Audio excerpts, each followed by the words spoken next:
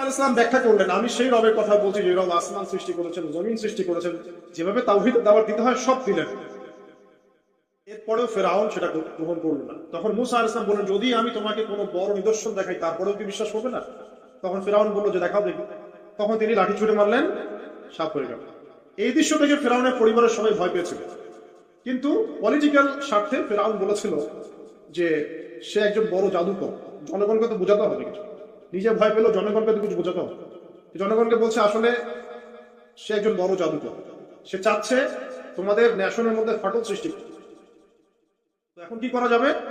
পরামর্শ করা হলো। তার কাছের কিছু মানুষ থাকে না, তার মন্ত্রী পরিষদ যারা শয়তানিতে পিএইচডি করেছিল, তার ওকে পরামর্শ দিল যে একটা কাজ করা যায়, একটা বড় ময়দান যাওয়া যাক, সেখানে আমরা বড় বড় জাদুকরদেরকে ডাকবো, এখানে একটা জাদু ব্যাটল মোনাজারা হবে। জাদু সব বড় বড় জাদুকরকে ডাকা হলো মিশরের। এবং বলে রাখি যে জাদুবিদ্যা কিন্তু সত্য, সুলাইমান আলাইহিস সালামের সময় থেকে এটা চলে আসছে। হারুত এবং মারুত ফেরেশতাকে কিন্তু এর মধ্য দিয়ে পরীক্ষা করা হয়েছে মানব জাতিকে। যাই হোক, তো জাদু থেকে বাঁচার জন্য কোরআন এবং সুন্নাহর যে দোয়া কালামগুলো সেগুলো নিয়মিত করবেন ইনশাআল্লাহ। আল্লাহ পাক আমাদেরকে হেফাজত করুন, আমিন। তো আমি শর্ট করছি। তো এবার জাদুকররা একদিকে, মুসা আলাইহিস সালাম একদিকে। মুসা আলাইহিস সালামকে তারা বলছে তুমি আগে ছুড়ে মারবে না আমরা ছুড়ে মারবো। মুসা আলাইহিস সালাম বলছেন বাল তোমরা ছুড়ে মারো। তখন তারা যখন তাদের লাঠিগুলো ছুড়ে মারলো, একটু সাপ হয়ে গেল। এটা কি চোখের ভেলকিবাজি ছিল? এবং মুসা আলাইহিস সালাম লাঠি ছুড়ে মারার সাথে সাথে তার লাঠিটা যে সাপে রূপান্তরিত হলো, এই সাপটা বাকি সব সাপকে খেয়ে ফেলল। এই দৃশ্য দেখার সাথে সাথেই ওই জাদুকর যারা ছিল, সবচেয়ে বড় বড় জাদুকর, একটা সমাজে সবচেয়ে বড় বড় জাদুকর, সাথে সাথে মুসলিম হয়ে গেল। বললো যে আমান্না বিরব্বি হারুন ওয়া মূসা, আমরা মূসা এবং হারুনের রবের প্রতি ঈমান নিয়ে আসলাম। তখন ফিরআউন বলল যে ও আচ্ছা, তাহলে ইন্নাহু কাবীরুকুম আল্লামাকুমুস সিহর, তাহলে মূসাই হচ্ছে তোমাদের লিডার, যে তোমাদেরকে জাদু শিখিয়েছে। তাহলে পলিটিক্যাল লোকজনের কথাগুলো এরকমই হয়, সত্য কখনো স্বীকার করতে চায় না। তো তাহলে মূসাই মনে হয় তোমাদের চেয়ে বড় জাদুকর, তাহলে তোমাদের শাস্তি দিবে। এবার কি শাস্তি? ওই যে শুলদণ্ড দিয়ে ডান দিকের হাত বাম দিকের পা কেটে ফেলো। চিন্তা করতে পারেন, একদিকের হাত একদিকের পা কেটে শুলদণ্ড দিয়ে ঝুলিয়ে রাখো। তখন এই জাদুকররা আমার একটা কথা বলেছে, যেটা পড়লে আমরা চোখ দিয়ে পানি পড়বে। এই জাদুকররা বলেছিল যে তোমার যা ইচ্ছা তুমি তা করো, ফাকদি মা আনতা ক, তোমার যা মনে চায় তাই করো। কথাটা শুনছেন? ফাকদি মা আনতা ক, তোমার যা মনে চায় তাই করো। কিন্তু আমরা ইন্না আমান্না বিরব্বি হারুন ওয়া মূসা, আমরা মূসা এবং হারুনের রবের প্রতি ঈমান এনেছি। আশা করা যায় যে আমরা এই ঈমান আনার ফলে সারা জীবন জাদুবিদ্যা চর্চা করে যে পাপ করেছি, আল্লাহ পাক সব পাপ মাফ করে দিবেন ইনশাআল্লাহ। দেখেন, একটা সিজদা না করেও তারা জান্নাতে চলে গেল। দেখলেন, তারা কিন্তু নামাজ পড়তে পারেনি, সুযোগ হয়নি, রোজা রাখতে পারেনি, যাকাত দিতে পারেনি, শুধু খালেস ঈমান যে না আল্লাহকে চিনেছি, আল্লাহ ছাড়া কোনো ইলাহ নাই, আল্লাহ ছাড়া কাউকে পরোয়া করি না, আল্লাহই সবকিছু। তারপরে তাদেরকে ফাঁসি দেওয়া হলো, হাত পা কেটে ফেলা হলো, জান্নাত। এই ঘটনাটা পড়ে কহার মধ্যে আছে। যাই হোক, এখন এভাবে যখন মূসা আলাইহিস সালামকে পরাজিত করতে পারলো না, মূসা আলাইহিস সালাম তাদেরকে সময় দিলেন, তওবা করে ফিরে আসো, আল্লাহ পাক মাফ করে দিবেন। কিন্তু ফেরাউন এবং তার দলবল এগুলো সহ্য করলো না, বরং ফেরাউন টিটকারি করছিল, এই হামান তুমি আছো? হামান বলছে আছি, আমার জন্য একটা বড় প্রাসাদ নির্মাণ করো, ইট পোড়াও, আমার জন্য উঁচু প্রাসাদ তৈরি করো, যাতে আমি উকি মেরে দেখতে পারি মুসার রব কোথায় আছে। কথা বুঝতে পারছেন? আমার কাছে মনে হয় হয়তোবা, আল্লাহু আ'লাম, হয়তোবা এই আয়াতটা মিশরের পিরামিডের দিকে ইঙ্গিত করছে, হয়তোবা, আমি জানি না সঠিক, আমি 100% নিশ্চিত ভাবে বলতে পারবো, কিন্তু আমার কাছে মনে হয় হয়তোবা এটা সেই সময়কারই ঘটনা যে হামান ইট পোড়াতে থাকো, ইট এবং পাথর পোড়াও, উঁচু উঁচু উঁচু একদম সর্বোচ্চ কিছু তৈরি করো, প্রাসাদ তৈরি করো, যাতে করে আমি তার উপরে উঠে মূসার ইলাহকে দেখতে পাই। এটা কার কথা ছিল? ফেরাউনের। এটা করাও হয়েছে। এরপরে 9টা আযাব আল্লাহ পাক দিয়েছেন। কয়টা? 9টা। একবার সতর্ক করা হয়, যদি না শুনে আল্লাহ পাক আযাব দিলেন, রক্তের সমস্ত পানি রক্ত হয়ে গেল। এবার ফেরাউন এবং তার লোকজন এসে বলে আমরা তওবা করব, মূসা তুমি দোয়া করো আল্লাহর কাছে, আল্লাহ যেন সরিয়ে দেয়। মূসা আলাইহিস সালাম দোয়া করেন, আযাব সরে যায়, তারা আবার নাফরমানি শুরু করে। কথা বুঝতে পারছেন? তারপরে আযাব আসলো ব্যাঙের, সবখানে ব্যাঙ দিয়ে ভর্তি। তারপরে আবার তওবা করার প্রত্যয় ব্যক্ত করলো, তওবা করলো না, আবার আযাব। এরপরে আযাব উকুনের, কিসের? উকুন। এভাবে একটা একটা করে আসতে থাকলো। প্লেগ, তারপর ফড়িং। প্লেগ এমন ভাবে এসেছিল যে একদিনে 70,000 মানুষ মারা গেছে। এভাবে 9টা আযাব আল্লাহ পাক দিলেন, কিন্তু ফেরাউন কিছুতেই ঈমান আনলো না। এবার সর্বশেষে মূসা আলাইহিস সালাম বললেন যে বনু ইসরাইলকে আমার সাথে যেতে দিবা কিনা সেটা। তো এখন যেহেতু অনেক মানুষ মারা যাচ্ছে প্লেগে, সবশেষে গিয়ে মূসা আলাইহিস সালামের কাছে ফিরআউন এবং তার এই যে হামান কারুন যারা ছিল, এরা নমনীয় হবে এবং বললো ঠিক আছে তোমরা বনু ইসরাইলকে নিয়ে এখান থেকে বের হয়ে যাও, মিশরে আমরা আর কোনো আপদ চাই না, তোমরা চলে যাও এখান থেকে। এবার যখন মূসা আলাইহিস সালাম এবং বনু ইসরাইল এখান থেকে বের হয়ে যখন যাচ্ছেন, বলা হচ্ছে তাদের সংখ্যা ছিল প্রায় 30 লক্ষ, কেউ বলেছেন 40 লক্ষ। সংখ্যাটা ফ্যাক্ট না, বনু ইসরাইলের একটা বড় কম ছিল, 10 থেকে 20% মানুষ মিশরের বনু ইসরাইল ছিল। তারা এখন বের হয়ে যাচ্ছেন রাতের অন্ধকার শেষ হয়ে ফজরের সময়। ফেরাউনের মাথায় আবার শয়তানি চাপলো, সে বলল না এদেরকে যেতে দেওয়া যাবে না, যদি চলে যায় ওখানে গিয়ে যদি বিদ্রোহ করে আমাদের উপর হামলা করে। কি করণীয়? ফুল ফোর্স নিয়ে, তার যত সেনাবাহিনী ছিল সমস্ত সেনাবাহিনী নিয়ে ফেরাউন মূসা আলাইহিস সালাম এবং তার কওমকে ধাওয়া করা শুরু করলো পিছন থেকে। এবার মূসা আলাইহিস সালাম যাচ্ছেন, তার কওমকে সাথে নিয়ে সামনে পড়ে গেল লোহিত সাগর। কোন সাগর? লোহিত সাগর। আর পিছনে ফেরাউনের বাহিনী। এরকম একটা অবস্থায় মূসা আলাইহিস সালামের কওমের কিছু মানুষ বলেছিল ইন্না লামুদরাকুন, হে মূসা আমরা তো ধরা পড়ে গেলাম, আমরা তখন যেতে পারবো না, সামনে সাগর পিছনে ফেরাউন।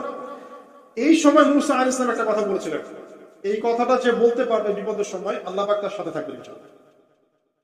মূসা আলাইহিস সালাম বলেছেন কাল্লা, ওইরকম একটা অবস্থা তিনি বলছেন কাল্লা, কখনো নয়, ইন্না রাব্বি মা'ইয়া সায়াহদিন, আমার রব আমার সাথে আছেন, তিনি আমাকে পথ দেখাবেন। কথা বুঝতে পারছেন? বাস আল্লাহ পাকের সাহায্য নেমে আসলো, তিনি বললেন লাঠি ছুঁড়ে মারো। লাঠি ছুঁড়ে মারার সাথে সাথেই একটা দুইটা না 12টা রাস্তা হয়ে গেল, পানি ভেদ করে, সাগর ভেদ করে।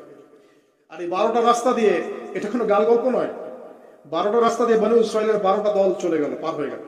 আর ফেরাউন এটা অবাক হয়ে দেখছে। এক পর্যায়ে সেও সিদ্ধান্ত নিল যে আমিও আমার ফোর্স নিয়ে ধাওয়া করব। এই যে সে নামলো লোহিত সাগরের সাথে সাথে পানি আবার আগের জায়গায়। এক মুহূর্তের মধ্যে, মানে এক দিনে পুরো ফেরাউন এবং ফেরাউনের যত সেনাবাহিনী আছে একদিনের মধ্যেই শেষ, পৃথিবী থেকে চিরবিদায়। আল্লাহ পাক এত চমৎকার করে কথাটা বলেছেন, কাম তারাকু মিন জান্নাতি ওয়া উয়ুন, তারা কতই না বড় বড় জান্নাত মানে বাগান এবং প্রশ্রবণ পার হয়ে চলে গেল। কুনুজি ওয়া মাকামিন কারীম, কত সুন্দর সুন্দর জায়গা তারা ছেড়ে দিয়ে চলে গেল। এবং তারা ধাওয়া করতে লাগলো ফেরাউন মূসার বাহিনীকে। যখন তারা ডুবে গেল, ফামা বাকাত আলাইহিমুস সামাউ ওয়াল আরদ, তাদের জন্য আসমান এবং জমিনের কোন সৃষ্টি এক ফোঁটা চোখের পানিও ফেলে না। এটা বিস্তর দুখানের মধ্যে পাবেন, আরো বিস্তারিত আছে। তো এই যে ঘটনাটা ঘটেছে, এই ঘটনাটা ঘটেছে মুহররম মাসের 10 তারিখে। কয় তারিখে? এই হচ্ছে সেই ঘটনা যার স্মরণে আমরা মুহররম মাসের 10 তারিখে সওম রাখি। কথা কি বুঝতে পারছেন? এখন ইউসুফ আলাইহিস সালামের শাসনামল যতদিন ছিল ততদিন পর্যন্ত বনু ইসরাইল মিশরে খুব ভালোভাবেই জীবনযাপন করত। কিন্তু যখন তার যুগটা চলে গেল তখন সেখানে ফেরাউনদের যুগ আসলো। কাদের যুগ? ফেরাউনদের যুগ। আর ফেরাউন শব্দের অর্থ হচ্ছে এটা একটা রাষ্ট্রীয় পদ, যেমন প্রেসিডেন্ট, প্রাইম মিনিস্টার পদ আছে, ফেরো বা ফেরাউন এটা হচ্ছে একটা রাষ্ট্রীয় পদের নাম। তো ফেরাউনের আসল নাম হচ্ছে রেমেসিস। কি নাম? রেমেসিস। রেমেসিস 1, রেমেসিস 2 এরকম করে নাম থাকে। আর যে ফেরাউনের মমিটা আমরা পেয়েছি তার একটা নাম আছে, তার নাম হচ্ছে, আমি এনসাইক্লোপিডিয়া ব্রিটানিকা থেকে এটা পেয়েছি, তার নাম হচ্ছে মনেপ্তা। যে ফেরাউনের মমিটা আমরা পেয়েছি এর নাম হচ্ছে মনেপ্তা, তার মূল নাম। তাকে রেমেসিস বলা হতো, আর তার টাইটেল হচ্ছে ফেরো বা ফেরাউন। ঠিক আছে? এখন এই ফেরাউনের সময় ইউসুফ আলাইহিস সালামের রেখে যাওয়া সেই যে বনু ইসরাইল, এরা আর উন্নত জীবনযাপন করতে পারল না। তারা দাসত্বের শৃঙ্খলা আবদ্ধ হল, তাদের উপর জুলুম নির্যাতন শুরু হতে লাগলো। এক পর্যায়ে ফেরাউন তাদেরকে ডিভাইড অ্যান্ড রুলের মতো করে সমাজে নিপীড়িত করতে লাগলো। আর ফেরাউনের অনেক পাপ ছিল, যে পাপটা আমরা আসলে অল্প কথায় ব্যাখ্যা করতে পারবো না। এক কথায় সে নিজেকে আল্লাহ দাবি করেছিল।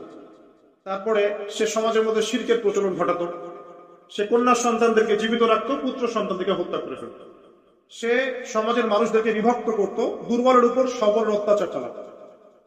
এবং তার একটা অহংকার ছিল, সেটা হচ্ছে সেনাবাহিনীর অহংকার। সে মনে করতো যে সে ওই সময়কার সুপার পাওয়ার, তাকে কেউ পরাজিত করতে পারবে না। ঠিক এখনকার বিশ্বের পরাশক্তিগুলোর মতোই তার দাম্ভিকতা ছিল।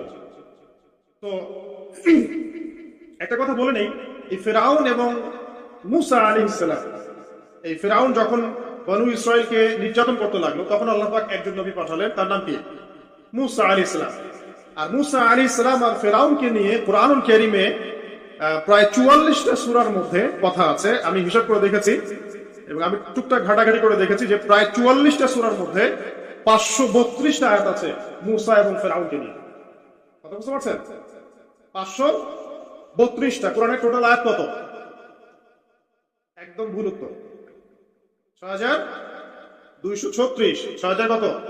236। মতবিরোধ আছে, তবে 6236টা আয়াতের পক্ষে শক্ত দলিল আছে। তো এটাকে পার্সেন্টেজ দিয়ে পড়বেন, যারা ম্যাথমেটিক্স পড়েন তারা তো খুব সহজেই পারবেন। তো পার্সেন্টেজ করলে দেখবেন যে 8.53% আয়াত মূসা এবং ফেরাউনকে নিয়ে। 100%-এর মধ্যে প্রায় 8.5 বা 9% আয়াত কাকে নিয়ে? মূসা এবং ফেরাউনকে। এমনি এমনি তো আল্লাহ পাক এই কাজটা করবেন না, নিঃসন্দেহে। এর মধ্যে একটা শিক্ষা বা মেসেজ আছে, সেটা হলো আমাদের জন্য, উম্মতে মুহাম্মাদির জন্য যেই সব জাতির মধ্যে সবচেয়ে বেশি শিক্ষা আছে তার মধ্যে সবচেয়ে ইম্পর্টেন্ট হচ্ছে মূসা এবং ফেরাউনের সময়। মূসা এবং ফেরাউন এই ঘটনার মধ্যে যে শিক্ষাগুলো আছে এটা আমাদের জন্য সবচেয়ে বেশি ইম্পর্টেন্ট। এই জন্য এত বেশি আয়াত নাযিল করা হয়েছে। কোরআনের যে কোনো সূরা খুলবেন দেখবেন মূসার পর। কি কারণে? এমনি নিঃসন্দেহে শেষ জামানে আমরা যারা বাস করব তাদের জন্য এই ঘটনার মধ্যে বিশাল কিছু শিক্ষা আছে। শিক্ষাগুলো আমরা ইনশাআল্লাহ আজকে জানবো। তো এখন মূসা আলাইহিস সালাম এই ফেরাউনের যুগে জন্ম লাভ করলেন। তবে ফেরাউনকে জ্যোতিষীরা বলেছিল আগেই যে ওই শাম দেশ থেকে একটা আগুন আসছে যে তোমার সিংহাসনকে পুড়িয়ে ফেলবে। এর ফলশ্রুতিতে ফেরাউন যেটা করলো, সমস্ত পুত্র সন্তান যারা হতো এদেরকে তারা জবাই করে হত্যা করলো। যখন জনগণ বললো যে কাজটা খুব খারাপ, প্রতিবাদ শুরু হলো, তখন 1 বছর গ্যাপ দেওয়া শুরু করলো। 1 বছর মারবে, আরেক বছর রাখবে, আরেক বছর মারবে, আরেক বছর রাখবে। যেই বছর মারলো না সেই বছর জন্ম লাভ করলো মূসা আলাইহিস সালামের ভাই হারুন আলাইহিস সালাম। ঠিক আছে? উনিও কিন্তু নবী ছিলেন। আচ্ছা, আর যে বছর মারার কথা সেই বছর জন্ম লাভ করলেন মূসা আলাইহিস সালাম। এখন আমি খুব শর্ট করে বলছি, অনেক ডিটেলস বলতে গেলে 3টা বেজে যাবে, আজকে আসরও হইতে পারে।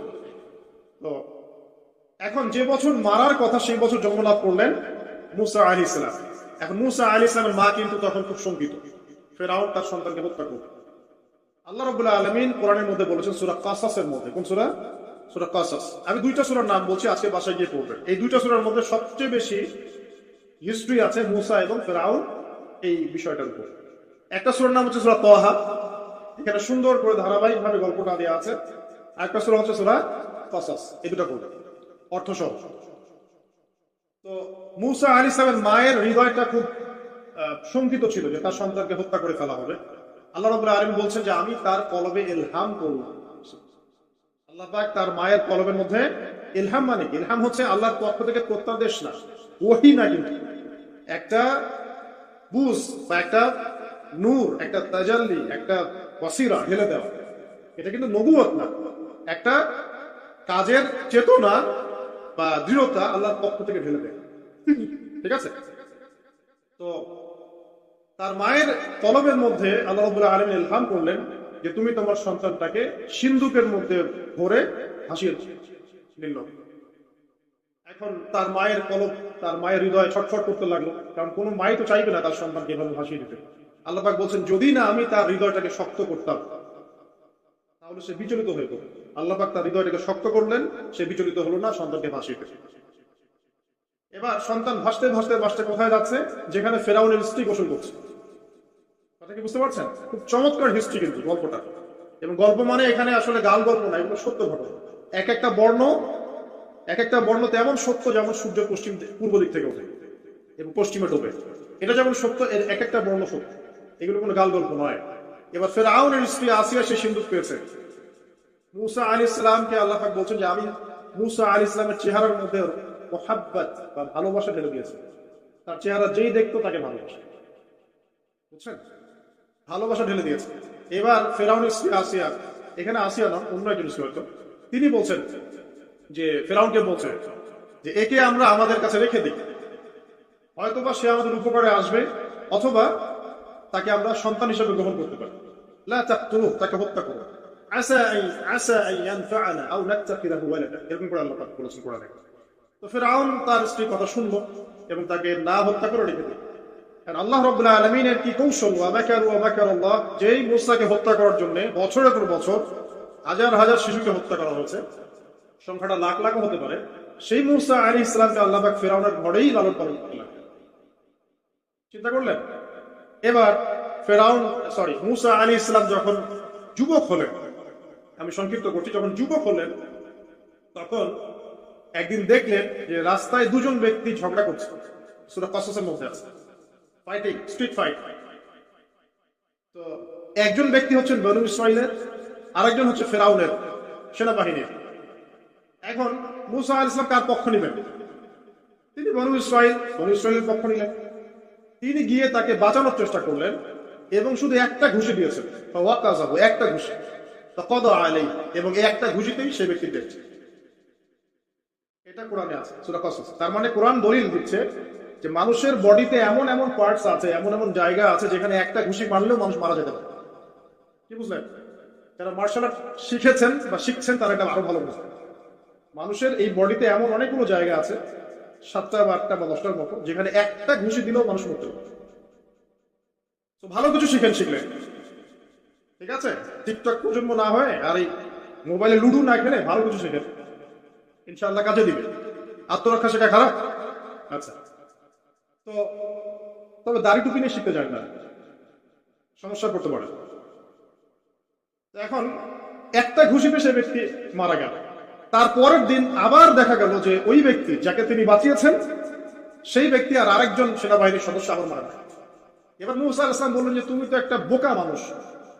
এবার সে আবার চড়াও হতে শুরু করলো মূসা আলাইহিস সালাম, কিন্তু এবার একজন ব্যক্তি এসে তাকে বললেন যে গতকাল তুমি কিন্তু একজনকে হত্যা করেছো এক ঘুষি, আজকে আবার তুমি কাজ করতে যাচ্ছ, তুমি তো এখানে স্বৈরাচারের মতো আচরণ করছো। মূসা আলাইহিস সালাম তখন আল্লাহর কাছে ক্ষমা চাইলেন, বললেন ইন্নাহু হাযা মিন আমালিশ শাইতান, এটা তো শয়তানের মতো কাজ, শয়তানের কাজ হয়ে গেছে। রব্বিক ফিরলি, আল্লাহ আমাকে মাফ করে দিন। ফাগফারা লাহু, আল্লাহ পাক বলেন আমি তাকে মাফ করব। তিনি তো ইচ্ছাকৃতভাবে করেন নাই, করছেন আনইনটেনশনালি, এটা হয়ে গেছে। কিন্তু এখন ফিরআউন মূসা আলাইহিস সালামকে ধাওয়া করতে শুরু করলো, কারণ ফিরআউনের দৃষ্টিতে মূসা আলাইহিস সালাম একটা মার্ডার করেছে তার দৃষ্টিতে, কিন্তু মূসা আলাইহিস সালাম তো এটা করেন নাই, ইচ্ছা করে এটা হয়নি, অ্যাক্সিডেন্টলি হয়ে গেছে। এখন মূসা আলাইহিস সালামকে এক ব্যক্তি এসে বলল তুমি এখান থেকে তাড়াতাড়ি পালাও, এই মিশরে থাকলে ফিরআউন তোমাকে ধরে এখন শাস্তি দেবে। এখন মূসা আলাইহিস সালাম বাধ্য হয়ে মিশর থেকে চলে যাচ্ছেন কোথায়? মাদিয়ান। কোন জায়গা? মাদিয়ান। এটাও আরবের মধ্যে একটা জায়গা, যেই জায়গার নবী হচ্ছেন শুআয়ব আলাইহিস সালাম। কি নাম? আচ্ছা, এবার শুআয়ব আলাইহিস সালামের সেই কওমে মূসা আলাইহিস সালাম গেলেন, না খাবার আছে, না পানি, না কাপড়, কিছুই না, একদম রিক্ত হস্ত। সেখানে গিয়ে তিনি দেখলেন যে এমনই একটা জলাশয়, হয়তোবা আল্লাহ ভালো জানেন, সেই জলাশয়ের কাছে কিছু মানুষ পানি পান করাচ্ছে গবাদি পশুদেরকে। আমি কি বুঝতে পারছি? আচ্ছা। তো দূরে দুজন মেয়ে দাঁড়িয়ে আছে, এই দুজন মেয়ে অনেকক্ষণ থেকে দাঁড়িয়ে আছে, তারা পানি পান করতে পারছে না। মূসা আলাইহিস সালাম অনেকক্ষণ থেকে অবজার্ভ করছেন যে মেয়ে দুটো পানি পান করতে পারছে না গবাদি পশুদের। তিনি প্রথমে একটু অস্বস্তি বোধ করলেন, তারপরে আবার গেলেন তাদের কাছে, গিয়ে বললেন কি সমস্যা। তখন সে মেয়েরা বললো যতক্ষণ পর্যন্ত আমার কওমের লোকেরা এখান থেকে সরে যায় না ততক্ষণ আমরা পানি পান করতে পারি না, কারণ আমরা দুর্বল, মেয়ে মানুষকে টাইম দিচ্ছে না। এদিকে আমাদের বাবা অত্যন্ত বৃদ্ধ মানুষ বাসায় পড়ে আছেন এখানে। তখন মূসা আলাইহিস সালাম যুবক ছিলেন এবং তিনি কিন্তু শক্তিশালী ছিলেন, কওয়িউন আমিন, বিশ্বস্ত এবং শক্তিশালী। ওই যে এক ঘুষিতে মানুষ মারা মানুষ, কি মনে করছেন? তো তিনি এবার ওই গবাদি পশুদেরকে নিয়ে এসে পানি পান করালেন। পানি পান করিয়ে তিনি একটা গাছের ছায়ায় গিয়ে বসলেন। এই প্রত্যেকটা কথা কিন্তু কোরআনে আছে, প্রতিটা কথাই। সূরা কাসাস পড়েন, সূরা তাহা পড়েন। গাছের ছায়ায় বসে তিনি একটা দোয়া করছেন, হাত উঁচু করে দোয়া করছেন, রব্বি, হে আমার প্রতিপালক, ইন্নী লিমা আনজালতা ইলাইয়া মিন খায়রিন ফাকির, হে আল্লাহ, আপনি আমার প্রতি যে রহমত বা যে করুণা বর্ষণ করবেন এর জন্য আমি ফকির হয়ে বসে আছি। তোমার ভাষাটা শুনছেন? আল্লাহ, আপনি আমার প্রতি যে করুণা বর্ষণ করবেন আমি এর জন্য ফকির হয়ে বসে আছি। তো প্রত্যেকটা নেক কাজ করার পরে এরকম দোয়া করার সুন্নাত, দোয়া কবুল হয়ে যাবে ইনশাআল্লাহ। দোয়া সাথে সাথে কবুল হয়ে গেল। এখন ওই দুইজন মেয়ের মধ্যে একজন মেয়ে হেঁটে হেঁটে আসছে। ওই মেয়ে কিভাবে হেঁটে এসেছে সেটাও কোরআন বলেছে, কিভাবে হেঁটে এসেছে সেটাও কোরআনে বলেছে সূরা কাসাসের মধ্যে। সূরা কাসাসে আল্লাহ পাক বলছেন ওই দুইজন মেয়ের মধ্যে একজন হেঁটে হেঁটে আসলো লাজুক পায়ে। কেমন পায়ে? লাজুক পায়ে, যেই চলাফেরা আপনি এখনকার মেয়েদের মধ্যে দেখতে পাবেন না। এখনকার মেয়েদের হাঁটার মধ্যে লজ্জা আছে, লজ্জাশীলতার সাথে লাজুক ভঙ্গিতে সেই মেয়ে হেঁটে হেঁটে আসে। আল্লাহ পাক সেই কথাটাও কোরআনে বলেছে। এই বিষয়টা নিয়ে খুব ভাবছিলাম। দেখেন সূরা আরাফের মধ্যে আল্লাহ পাক বলেছেন শয়তান তোমাদের পিতা এবং মাতাকে জান্নাত থেকে বের করে দিয়েছে, তোমরা শয়তান সম্পর্কে সতর্ক থেকো, যখন জান্নাত থেকে মানে বের হয়ে যাবেন, তার আগে যখন তারা ওই যে গাছের কাছে গিয়েছেন, সর্বপ্রথম যে ঘটনা ঘটেছে সেটা হলো গায়ের কাপড় খুলে গেছে। কথা বুঝতে পারছেন? ওই ফলের কাছে যাওয়ার পর সর্বপ্রথম যে ঘটনা ঘটেছে জান্নাতে, নিজেদের গায়ের কাপড় খুলে গিয়েছে। এরপরে গাছের ছাল এবং গাছের যে বড় বড় পাতা জান্নাতের, এগুলো দিয়ে তারা লজ্জাস্থান ঢাকা শুরু করেছে। এটাও কোরআনে আছে। এখন আল্লাহ পাক যখন নামিয়ে দিচ্ছেন দুনিয়াতে, আদম সন্তানদেরকে আল্লাহ পাক বলছেন যে তোমরা শয়তান সম্পর্কে সতর্ক থেকো, শয়তান কিন্তু তোমাদের পিতা মাতার কাপড় খুলে নিয়েছে। কথা বুঝতে পারছেন? এখন খেয়াল করে দেখেন যে কাপড় খুলে নেওয়া দরকার হচ্ছে না, মানুষ অটোমেটিক কাপড় খুলে দিচ্ছে। কথা কি বুঝতে পারছেন? মনে করে একটা এক্সাম্পল দিই, আল্লাহ না করুক, ধর এই মাঠের মধ্যে 1,00,000 মানুষকে জড়ো করে এই মাঝখানে শহীদ মিনারের কাছে যদি আপনাকে কেউ জোর করে 10 জন মানুষ ধরে কাপড় খুলতে চায়, আপনার কেমন লাগবে? চিন্তা করেন, পুরুষ হিসেবে চিন্তা করেন, মহিলা কথা বাদ দেন। আপনি তো পুরুষ, আমাদের কি ভালো লাগবে? আমাদেরকে যদি বলে যে মেরে ফেলবো অথবা কাপড় খুলতে হবে, কোনটা নিবা? আপনি বলবেন হয়তো মারে ফেলতাও হবে, তাই না? তাহলে ওই মানুষদের কথা চিন্তা করেন যারা ইচ্ছায় স্বেচ্ছায় লক্ষ লক্ষ মানুষের সামনে কাপড় খুলে ফেলছে। কেউ বাধ্য করছে না, কোনোভাবেই কেউ বাধ্য করছে না, নিজের ইচ্ছায়, পুরুষ না নারী কাপড় খুলে ফেলছে। মিউজিক ইন্ডাস্ট্রি বলেন, ফিল্ম ইন্ডাস্ট্রি বলেন, এই যে এখনকার যে শোজ গুলো বলেন, হাওয়ায় তো মারতেছে দেশ এখন, তাই না? তো এই যে বিষয়গুলো দেখছেন, get up, dress up, dress code, মানুষ কি এটাকে জোর করে খুলে নিয়েছে গা থেকে? ইচ্ছা করে খুলে দিয়েছে। তাহলে এদের অবস্থান চিন্তা করেন যে এটাকে কার সাথে তুলনা করবেন আপনি? যদি বলেন পশুর সাথে, আমি বলবো তুলনা ঠিক হয়নি, কারণ কোনো পশু নগ্ন চলে না। চলে? কোনো পশু নগ্ন চলে না। তুলনা একটা জাতির সাথে করতে পারে। ওই যে ব্রাজিলের আমাজন জঙ্গল আছে, ওখানে দেখবেন কিছু কবিলা আছে যারা সমাজ থেকে টোটালি ডিটাচ, জানে না কাপড় কেমন করে পড়তে হয়, সভ্যতা কি, সংস্কৃতি কি, ন্যায় কোনটা অন্যায় কোনটা। ওদের গেট আপ গুলো দেখবেন, এদের গেট আপ গুলো দেখবেন সেম। তাহলে এদের আদর্শ কোথায়? আল্লাহ পাক সূরা আরাফে বলছেন শয়তান থেকে সতর্ক থেকো, তোমাদের পিতা মাতার কিন্তু তারা কাপড় খুলে ফেলেছিল শয়তান, তোমাদের কাপড় যেন শয়তান খুলতে না পারে, আল্লাহ পাক সতর্ক করেছে। এখন আপনি খেয়াল করে দেখবেন, জোর করে না, স্বেচ্ছায় মানুষ কাপড় খুলে, এবং তারা পুরুষ না নারী। যে জায়গায় আসছিলাম, ওই মেয়ের হেঁটে আসাটা আল্লাহ রাব্বুল আলামিন ব্যাখ্যা করেছে। সেই মেয়ে, 2 জন মেয়ের একজন মেয়ে হেঁটে হেঁটে আসছে মূসা আলাইহিস সালামের কাছে লাজুক ভঙ্গিতে, লজ্জায় মুখ নত করে, লজ্জাশীলতা এসে বলছেন আমার বাবা আপনাকে ডাকছে। তার বাবাকে শুআয়ব, আমার বাবা আপনাকে ডাকছে। এবার তিনি গেলেন শুআয়ব আলাইহিস সালামের কাছে, গিয়ে তার কিসসা বা কাহিনীটা বললেন। শুআয়ব আলাইহিস সালামও কিন্তু একজন নবী এবং জবরদস্ত নবী। তো এখন মূসা আলাইহিস সালাম তার কাছে গিয়ে তার ঘটনাগুলো বললেন। শুআয়ব আলাইহিস সালাম তাকে বললেন, ঠিক আছে, আমার মেয়ের একটা দাবি, আমার মেয়ে বলেছে যে তুমি হচ্ছ বিশ্বস্ত এবং শক্তিশালী, তোমাকে যেন আমি আমার কাজে নিয়োগ করি।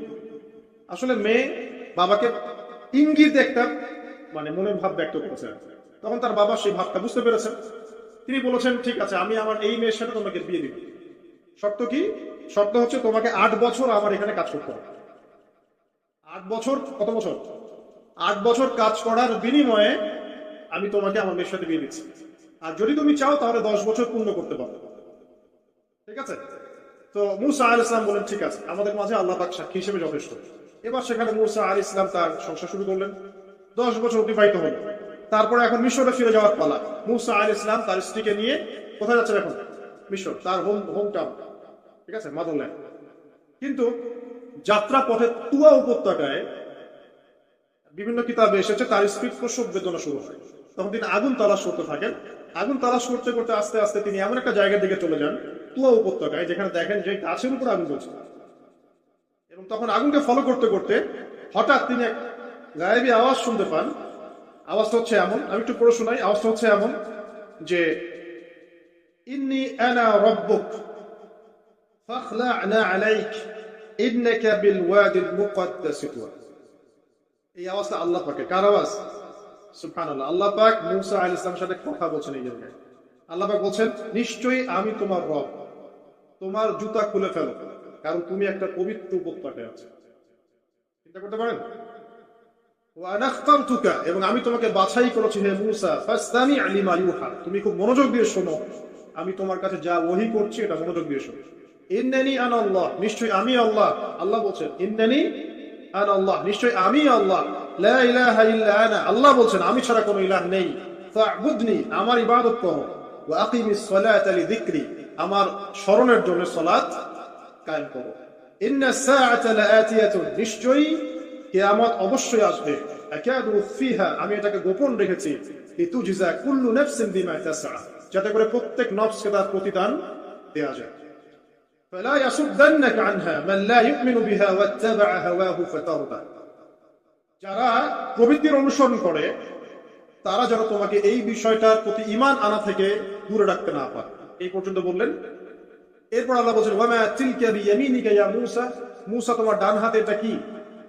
মূসা আলাইহিস সালাম বলছেন যে ক্বালা হিয়া আসায়া, এটা আমার লাঠি। তার সাথে কিছু একটা লাঠি। আতাওয়াক্কালু আলাইহা ওয়া আহুশু বিহা আলা গনামি ওয়া লিয়া ফিহা মাআরিব উখরা, এই লাঠি দিয়ে আমি গাছের ডাল ছাঁটি, গবাদি পশুদেরকে চড়াই, এছাড়া আমি আমার বিভিন্ন কাজে লাঠি ব্যবহার করি। আল্লাহ পাক বলছেন ক্বালা আলকিহা ইয়া মূসা, মূসা এটা নিক্ষেপ করো দেখি, হাত থেকে ছুঁড়ে মারো। মূসা আলাইহিস সালাম ছুঁড়ে মারলেন, ফাআলকাহা, তিনি ছুঁড়ে মারলেন, ফাইযা হিয়া হাইয়াতুন জাসাদ, সাথে সাথে লাঠিটা ছোটাছুটি শুরু করলো সাপের মতো। অন্য সূরায় আছে এই দৃশ্য দেখার সাথে সাথে মূসা আলাইহিস সালাম মুক্তার দিকে দৌড় দিয়েছিলেন। স্বাভাবিক, ভয় পাওয়া স্বাভাবিক।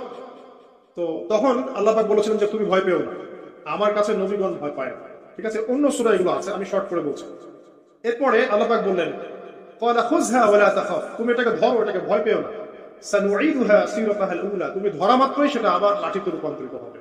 আরেকটা কাজ করো, ওয়াদহুম ইয়াদাক ইলা জানাহিক, তোমার হাতটাকে গগনের নিচে নিয়ে যাও। তাখরুজ বাইদা মিন গায়রি সু, এটাকে বের করো, তারপর দেখবে এটা স্বচ্ছ আলো প্রদান করবে। গগনের মধ্যে হাত নিয়ে আসো, হাতটাকে বের করো, দেখবে হাত থেকে স্বচ্ছ আলো বের। এই দুইটা মুজিজা আল্লাহ পাক তাকে দিলেন। আয়াতুল উখরা, এটা আরেকটা নিদর্শন। তো এখানে কি হলো, মূসা আলাইহিস সালাম নবুয়ত পেলেন। শর্টকাট কি, মূসা আলাইহিস সালাম কি পেলেন? নবুয়ত পেলেন। নবুয়ত পাওয়ার সাথে সাথে আল্লাহ পাক তাকে দুটো মুজিজা দিলেন, একটা হচ্ছে লাঠি, আরেকটা কি, হাত বগল থেকে বের করলেই কি হবে, আলো বের হবে। এবার তার ডিউটি কি, আল্লাহ পাক ডিউটি দিচ্ছেন তাকে যে ইযহাব ইলা ফিরআউনা ইন্নাহু তাগা, এবার তোমার কাজ হচ্ছে তুমি ফিরআউনের কাছে যাবে, কারণ ফিরআউন সীমা লঙ্ঘন করেছে। তখন মূসা আলাইহিস সালাম বললেন রব্বি ইশরাহ লি সাদরি, আল্লাহ আমার বক্ষটাকে প্রশস্ত করে দিন। মানে আমার তো সেখানে যাওয়ার সাহস হচ্ছে না, আমি তো সেখানে ওদের দৃষ্টিতে একজন খুনের আসামি, ওদের দৃষ্টিতে ওরা তো আমাকে পেলে হত্যা করে ফেলবে। আল্লাহ বলছেন কেল্লা, কখনো না, তারা তোমাকে হত্যা করতে পারবে না। তখন তিনি দোয়া করছেন আল্লাহ আমার হৃদয়টাকে প্রশস্ত করে দিন, ওয়ায়াসসির লি আমরি, আমার কাজকে সহজ করে দিন। ওয়াহলুল উকদাতাম মিন লিসানি, আমার লিসান, আমার জিহ্বায় জড়তা আছে, এটাকে দূর করে দিন। ইয়াফকাহু কওলি, যাতে মানুষ আমার কথা বুঝতে পারে। এই দোয়া করলেন, কবুল হয়ে গেল। এবং আরো দোয়া করলেন যে ওয়াজআলনি ওয়াজিরাম মিন আহলি, আমার পরিবারের মধ্য থেকে একজন ওয়াজির দেন। ওয়াজির মানে সহায়ক, যেটা হচ্ছেন হারুন আলাইহিস সালাম, যাতে করে আমরা কি করতে পারি, বেশি বেশি আমরা জিকির করতে পারি এবং আমাদের কাজ সহজ হয়। আল্লাহ রাব্বুল আলামিন তার ভাই হারুন আলাইহিস সালামকেও নবুয়ত দান করলেন, দুজন মিলে। এখন আল্লাহ পাক বলেছেন ইযহাবা ইলা ফিরআউন, তোমরা দুজন ফিরআউনের কাছে যাও, ইন্নাহু তাগা, সে সীমা লঙ্ঘন করেছে, তবে ফাকুলা লাহু কাওলান লাইয়িনা, তার সাথে নরম সুরে কথা বলো, লাআল্লাহু ইয়াতাযাক্কারু আও ইয়াখশা, হয়তোবা সে উপদেশ গ্রহণ করবে অথবা আল্লাহকে ভয় করতে পারে। তো ডিউটি দেওয়া হলো যে তোমাদের কাজ এখন এটা, এবং তোমাদের ভয় পাওয়ার কোনো কারণ নাই, সে তোমাদের কোনো ক্ষতি করতে পারবে না। তার কাছে যাও, মুজিজা দেখাও, আল্লাহর দিকে দাওয়াত দাও, লা ইলাহা ইল্লাল্লাহ। যদি সে দাওয়াত কবুল করে আলহামদুলিল্লাহ, যদি না করে তাহলে আমি আল্লাহ তার জন্য যথেষ্ট। এবার শর্ট করে নিয়ে আসি, মূসা আলাইহিস সালাম সেখানে গেলেন, যার পরে ফিরআউনকে দাওয়াত দিলেন। তো ফিরআউন বলছে ক্বালা ওয়া মা রাব্বুকুম ইয়া মূসা, কোন রবের কথা বলছো? আমি তো মা আলিমতু মিন ইলাহিন গায়রি, আমি তো জানি না, আমি ছাড়া তোমাদের কোনো ইলাহ আছে আমি তো জানি না। এটা কার কথা? ফিরআউন বলছে মা আলিমতু মিন ইলাহিন গায়রি, আমি ছাড়া অন্য কোনো ইলাহ তোমাদের আছে, মা আলিমতু ইলাহুকুম গায়রি, আমি ছাড়া তোমাদের কোনো রব আছে এটা তো আমি জানি না। অন্য আয়াতে সে বলেছিল যে আনা রাব্বুকুমুল আ'লা, আমি তোমাদের মহান রব। ঠিক আছে, তো মূসা আলাইহিস সালাম ব্যাখ্যা করলেন আমি সেই রবের কথা বলছি যে রব আসমান সৃষ্টি করেছেন, জমিন সৃষ্টি করেছেন, যেভাবে তাওহীদের দাওয়াত দিতে হয় সব দিলেন। এরপরেও ফিরআউন সেটা গ্রহণ করল না। তখন মূসা আলাইহিস সালাম বললেন যদি আমি তোমাকে কোনো বড় নিদর্শন দেখাই তারপরেও কি বিশ্বাস করবে না? তখন ফিরআউন বলল যে দেখাও দেখি। তখন তিনি লাঠি ছুঁড়ে মারলেন, সাপ হয়ে গেল। এই দৃশ্য থেকে ফিরআউনের পরিবারের সবাই ভয় পেয়েছিল, কিন্তু পলিটিক্যাল স্বার্থে ফিরআউন বলেছিল যে সে একজন বড় জাদুকর, জনগণকে তো বোঝাতে হবে কিছু। নিজে ভয় পেলেও জনগণকে তো কিছু বোঝাতে হবে। জনগণকে বলছে আসলে সে একজন বড় জাদুকর, সে চাচ্ছে তোমাদের ন্যাশনের মধ্যে ফাটল সৃষ্টি করতে। তো এখন কি করা যাবে? পরামর্শ করা হলো, তার কাছের কিছু মানুষ থাকে না, তার মন্ত্রী পরিষদ যারা শয়তানিতে পিএইচডি করেছিল, তার ওকে পরামর্শ দিল যে একটা কাজ করা যায়, একটা বড় ময়দান যাওয়া যাক, সেখানে আমরা বড় বড় জাদুকরদেরকে ডাকবো, এখানে একটা জাদু ব্যাটল মোনাজারা হবে জাদু। সব বড় বড় জাদুকরকে ডাকা হলো মিশরের। এবং বলে রাখি যে জাদুবিদ্যা কিন্তু সত্য, সুলাইমান আলাইহিস সালামের সময় থেকে এটা চলে আসছে। হারুত এবং মারুত ফেরেশতাকে কিন্তু এর মধ্য দিয়ে পরীক্ষা করা হয়েছে মানব জাতিকে। যাই হোক, তো জাদু থেকে বাঁচার জন্য কোরআন এবং সুন্নাহর যে দোয়া কালামগুলো আছে এগুলো নিয়মিত পড়বেন ইনশাআল্লাহ। আল্লাহ পাক আমাদেরকে হেফাজত করুন, আমিন। তো আমি শর্ট করছি। তো এবার জাদুকররা একদিকে, মুসা আলাইহিস সালাম একদিকে। মুসা আলাইহিস সালামকে তারা বলছে তুমি আগে ছুড়ে মারবেন, আমরা ছুড়ে মারবো। মুসা আলাইহিস সালাম বলছে ভাই তোমরা ছুড়ে মারো। তখন তারা যখন তাদের লাঠিগুলো ছুড়ে মারবে, এগুলো সাপ হয়ে গেল। এটা কি চোখের ভেলকিবাজি ছিল? এবং মুসা আলাইহিস সালাম লাঠি ছুড়ে মারার সাথে সাথে তার লাঠিটা যে সাপে রূপান্তরিত হলো, এই সাপটা বাকি সব সাপে খেয়ে ফেলল। এই দৃশ্য দেখার সাথে সাথেই ওই জাদুকর যারা ছিল, সবচেয়ে বড় বড় জাদুকর, একটা সমাজে সবচেয়ে বড় বড় জাদুকর, সাথে সাথে মুসলিম হয়ে গেল। বলল যে আমান্না বিরব্বি হারুন ওয়া মূসা, আমরা মূসা এবং হারুনের রবের প্রতি ঈমান নিয়ে আসলাম। তখন ফিরআউন বলল যে ও আচ্ছা, তাহলে ইন্নাহু কাবীরুকুম আল্লামাকুমুস সিহর, তাহলে মূসাই হচ্ছে তোমাদের লিডার, যে তোমাদেরকে জাদু শিখিয়েছে। তাও পলিটিক্যাল লোকজনের কথাগুলো এরকমই হয়, সত্য কখনো স্বীকার করতে হবে। তো তাহলে মূসাই মনে হয় তোমাদের চেয়ে বড় জাদুকর, তাহলে তোমাদের শাস্তি দিব এবার। কি শাস্তি? ওই যে শুলদণ্ড দিয়ে ডান দিকের হাত বাম দিকের পা কেটে ফেলবে। চিন্তা করতে পারেন, একদিকের হাত একদিকের পা কেটে শুলদণ্ড দিয়ে ঝুলিয়ে রাখবো। তখন এই জাদুকররা এমন একটা কথা বললো যেটা পড়লে আমরা চোখ দিয়ে পানি পড়বে। এই জাদুকররা বলেছিল যে তোমার যা ইচ্ছা তুমি তা করো, ফাকদি মা আনতা ক, তোমার যা মনে চায় তাই করো। কথাটা শুনছেন? ফাকদি মা আনতা ক, তোমার যা মনে চায় তাই করো। কিন্তু আমরা ইন্না আমান্না বিরব্বি হারুন ওয়া মূসা, আমরা মূসা এবং হারুনের রবের প্রতি ঈমান এনেছি। আশা করা যায় যে আমরা ঈমান আনার ফলে সারা জীবন জাদুবিদ্যা চর্চা করে যে পাপ করেছি, আল্লাহ পাক সব পাপ মাফ করে দিবেন ইনশাআল্লাহ। দেখেন, একটা সিজদা না করেও তারা জান্নাতে চলে গেল। দেখলেন, তারা কিন্তু নামাজ পড়তে পারেনি, সুযোগ হয়নি, রোজা রাখতে পারেনি, যাকাত দিতে পারেনি, শুধু খালেস ঈমান যে না আল্লাহকে চিনেছি, আল্লাহ ছাড়া কোনো ইলাহ নাই, আল্লাহ ছাড়া কাউকে পরোয়া করি না, আল্লাহই সবকিছু। তারপরে তাদেরকে ফাঁসি দেওয়া হলো, হাত পা কেটে ফেলা হলো, জান্নাত। এই ঘটনাটা পড়বে তহার মধ্যে আছে। যাই হোক, এখন এভাবে যখন মূসা আলাইহিস সালামকে পরাজিত করতে পারলো না, মূসা আলাইহিস সালাম তাদেরকে সময় দিলেন, তওবা করে ফিরে আসো, আল্লাহ পাক মাফ করে দিবেন। কিন্তু ফিরআউন এবং তার দলবল এগুলো সহ্য করলো না, বরং ফিরআউন টিটকারি করছিল, এই হামান তুমি আছো? হামান বলছে আছি, আমার জন্য একটা বড় প্রাসাদ নির্মাণ করো, ইট পোড়াও, আমার জন্য উঁচু প্রাসাদ তৈরি করো, যাতে আমি উকি মেরে দেখতে পারি মূসার রব কোথায় আছে। কথা বুঝতে পারছেন? আমার কাছে মনে হয় হয়তোবা, আল্লাহু আ'লাম, হয়তোবা এই আয়াতটা মিশরের পিরামিডের দিকে ইঙ্গিত করছে, হয়তোবা, আমি জানি না সেটা, আমি 100% নিশ্চিত ভাবে বলতে পারবো, কিন্তু আমার কাছে মনে হয় হয়তোবা এটা সেই সময়কারী ঘটনা যে হামান ইট পোড়াতে থাকো, ইট এবং পাথর পোড়াও, উঁচু উঁচু উঁচু একদম সর্বোচ্চ কিছু তৈরি করো, প্রাসাদ তৈরি করো, যাতে করে আমি তার উপরে উঠে মূসার ইলাহকে দেখতে পারি। এটা কার কথা ছিল? ফিরআউনের। এটা করাও হয়েছে। এরপরে 9টা আযাব আল্লাহ পাক দিয়েছেন। কয়টা? 9টা। একবার সতর্ক করা হয়, যদি না শুনে আল্লাহ পাক আযাব দিলেন, রক্তের সমস্ত পানি রক্ত হয়ে গেল। এবার ফিরআউন এবং তার লোকজন এসে বলে আমরা তওবা করব, মূসা তুমি দোয়া করো আল্লাহর কাছে, আল্লাহ যেন সরিয়ে দেয়। মূসা আলাইহিস সালাম দোয়া করেন, আযাব সরে যায়, তারা আবার নাফরমানি শুরু করে। কথা বুঝতে পারছেন? তারপরে আযাব আসলো ব্যাঙের, সবখানে ব্যাঙ দিয়ে ভর্তি। তারপরে আবার তওবা করার প্রত্যয় ব্যক্ত করলো, তওবা করলো না, আবার আযাব। এরপরে আযাব উকুনের, কিসের? উকুন। এভাবে একটা একটা করে আসতে থাকলো। এবার প্লেগ, তারপর ফড়িং। প্লেগ এমন ভাবে এসেছিল যে একদিনেই 70,000 মানুষ মারা গেছে। এভাবে 9টা আযাব আল্লাহ পাক দিলেন, কিন্তু ফিরআউন কিছুতেই ঈমান আনলো না। এবার সর্বশেষে মূসা আলাইহিস সালাম বললেন যে বনু ইসরাইলকে আমার সাথে যেতে দিবা কিনা সেটা। তো এখন যেহেতু অনেক মানুষ মারা যাচ্ছে প্লেগে, সবশেষে গিয়ে মূসা আলাইহিস সালামের কাছে ফিরআউন এবং তার এই যে হামান কারুন যারা ছিল, এরা নমনীয় হলো এবং বললো ঠিক আছে, তোমরা বনু ইসরাইলকে নিয়ে এখান থেকে বের হয়ে যাও, মিশরে আমরা আর কোনো আপদ চাই না, তোমরা চলে যাও এখান থেকে। এবার যখন মুসা আলাইহিস সালাম এবং বনু ইসরাইল এখান থেকে বের হয়ে যখন যাচ্ছেন, বলা হচ্ছে তাদের সংখ্যা ছিল প্রায় 30 লক্ষ, কেউ বলেছেন 40 লক্ষ। সংখ্যাটা ফ্যাক্ট না। বনু ইসরাইলের একটা বড় কম ছিল, 10 থেকে 20% মানুষ মিশরের বনু ইসরাইল ছিল। তারা এখন বের হয়ে যাচ্ছেন রাতের অন্ধকার শেষ হয়ে ফজরের সময়। ফেরাউনের মাথায় আবার শয়তানি চাপলো। সে বলল, না, এদেরকে যেতে দেওয়া যাবে না, যদি চলে যায় ওখানে গিয়ে যদি বিদ্রোহ করে আমাদের উপর হামলা করে, কি করণীয়? ফুল ফোর্স নিয়ে, তার যত সেনাবাহিনী ছিল সমস্ত সেনাবাহিনী নিয়ে ফেরাউন মুসা আলাইহিস সালাম এবং তার কওমকে ধাওয়া করা শুরু করলো পিছন থেকে।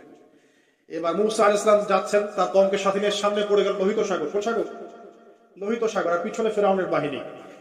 এরকম একটা অবস্থায় মুসা আলাইহিস সালামের কওমের কিছু মানুষ বলেছিল, ইন্না ইন্না লামুদরাকুন, হে মুসা, আমরা তো ধরা পড়ে গেলাম, আমরা তখন যেতে পারবো না, সামনে সাগর পিছনে ফেরাউন। এই সময় মুসা আলাইহিস সালাম একটা কথা বলেছিলেন, এই কথাটা যে বলতে পারবে বিপদের সময় আল্লাহ পাক তার সাথে থাকবেন ইনশাআল্লাহ। মুসা আলাইহিস সালাম বলছেন কাল্লা, ওইরকম একটা অবস্থা তিনি বলছেন কাল্লা, কখনো নয়। ইন্না রাব্বি মা'ইয়া সায়াহদিন, আমার রব আমার সাথে আছেন, তিনি আমাকে পথ দেখাবেন। কথা বুঝতে পারছেন? বাস আল্লাহ পাকের সাহায্য নেমে আসলো। তিনি বললেন লাঠি ছুঁড়ে মারো। লাঠি ছুঁড়ে মারার সাথে সাথেই একটা দুইটা না 12টা রাস্তা হয়ে গেল পানি ভেদ করে সাগর ভেদ করে। আর এই 12টা রাস্তা দিয়ে, এটা কোনো গাল গল্প নয়, 12টা রাস্তা দিয়ে বনু ইসরাইলের 12টা দল চলে গেল, পার হয়ে গেল। আর ফেরাউন এটা অবাক হয়ে দেখছে। এক পর্যায়ে সেও সিদ্ধান্ত নিল যে আমিও আমার ফোর্স নিয়ে ধাওয়া করব। এই যে সে নামলো লোহিত সাগরের সাথে সাথে পানি আবার আগের জায়গায়। এক মুহূর্তের মধ্যে, মানে এক দিনে পুরো ফেরাউন এবং ফেরাউনের যত সেনাবাহিনী আছে এক দিনের মধ্যেই শেষ, পৃথিবী থেকে চিরবিদায়। আল্লাহ পাক এত চমৎকার করে কথাটা বলেছেন, কাম তারাকু মিন জান্নাতি ওয়া উয়ুন, তারা কতই না বড় বড় জান্নাত মানে বাগান এবং প্রশ্রবণ পার হয়ে চলে গেল। কুনুজি ওয়া মাকামিন কারীম, কত সুন্দর সুন্দর জায়গা তারা ছেড়ে দিয়ে চলে গেল। এবং তারা ধাওয়া করতে লাগলো ফেরাউন মুসার বাহিনীকে। যখন তারা ডুবে গেল, ফামা বাকাত আলাইহিমুস সামাউ ওয়াল আরদ, তাদের জন্য আসমান এবং জমিনের কোন সৃষ্টি এক ফোঁটা চোখের পানিও ফেলে না। এটা বিস্তর দুখানের মধ্যে পাবেন, আরো বিস্তারিত আছে। তো এই যে ঘটনাটা ঘটেছে, এই ঘটনাটা ঘটেছে মুহররম মাসের 10 তারিখে। কয় তারিখে? এই হচ্ছে সেই ঘটনা যার স্মরণে আমরা মুহররম মাসের 10 তারিখে সওম রাখি। কথা কি বুঝতে পারছেন? এটাই সেই ঘটনা, যে ঘটনার ফলশ্রুতিতে এটাকে স্মরণীয় করে রাখতে আল্লাহ কিয়ামত পর্যন্ত এই আশুরার সওমটাকে রেখে দিয়েছে।